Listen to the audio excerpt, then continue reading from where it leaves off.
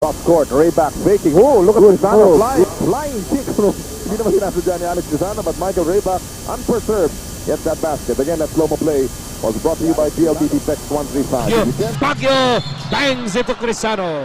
Kala ko ba, giba ang bumangga? Yun ang tema natin sa Redbull. Ang Crisano just looked at Skyler's Baguio.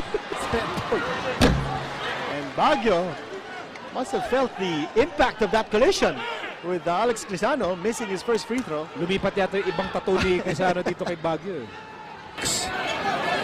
Could have helped itong Pure Foods team. Dahil isa sa mga problema nga nila, yung mga big man.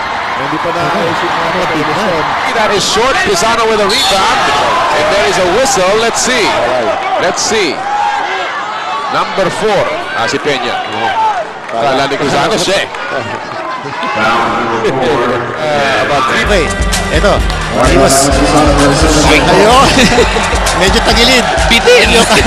Yung kanyang